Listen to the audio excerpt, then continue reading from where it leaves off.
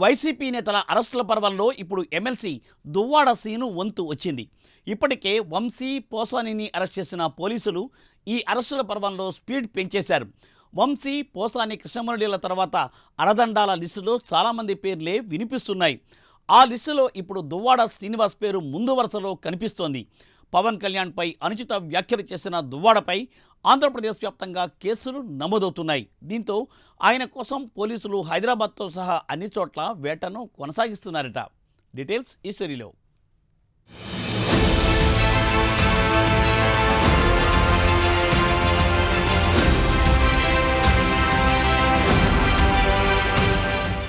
YCP ప్రభుత్వ హయాంలో కూటమి నాయకులపై నోరు జారిన ప్రతి ఒక్కరికి ఇప్పుడు భయం పట్టుకుంది.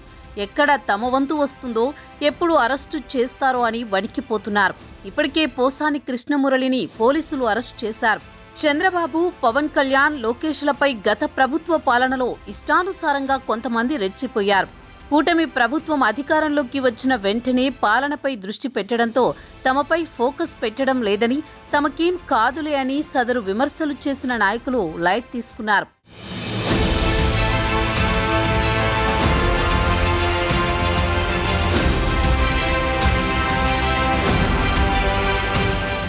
అయితే గన్నవరం మాజీ ఎమ్మెల్యే వల్లభనేని వంశీ, సినీ నటుడు పోసాని కృష్ణమురళీల అరెస్టుతో ఇప్పుడు ఆ పార్టీ నేతలంతా భయంతో వణికిపోతున్నారట. ఇటీవల అసెంబ్లీ సమావేశం ప్రారంభ సమయంలో దువ్వాడ శ్రీనివాస్ మరోసారి డిప్యూటీ సీఎం పవన్ కళ్యాణ్పై అనుచిత వ్యాఖ్యలు చేశారు. గతంలో ఆయన పవన్ కుటుంబానికి సంబంధించి కామెంట్స్ చేశారు. పవన్పై అసభ్య పదజాలంతో విరుచుకుపడ్డారు. తాజాగా చంద్రబాబును ప్రశ్నించకుండా ఉండేందుకు పవన్ నెలకు 50 కోట్లు తీసుకుంటున్నారని, అందుకే ఆయన శాసనసభలో కనిపించడం లేదంటూ సంచలన వ్యాఖ్యలు చేశారు. ఈ నేపథ్యంలో రాష్ట్ర వ్యాప్తంగా ఎక్కడికక్కడ జన సైనికులు దువ్వాడపై ఆగ్రహం వ్యక్తం చేస్తూ పోలీస్ స్టేషన్లలో ఫిర్యాదు చేస్తున్నారు.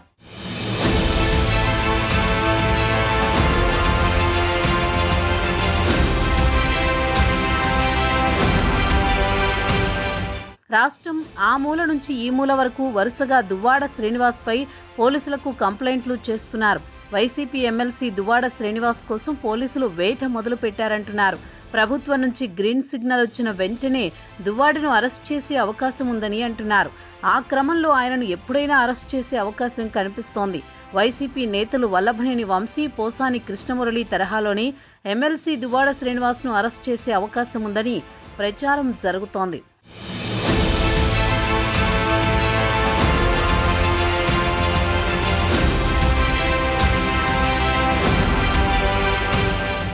ఎన్నికలకు ముందు కూడా పవన్ కుటుంబం పైన, ఆయన వ్యక్తిత్వం పైన దువ్వాడ అనుచిత వ్యాఖ్యలు చేశారంటూ తాజాగా కేసులు నమోదు చేస్తున్నారు.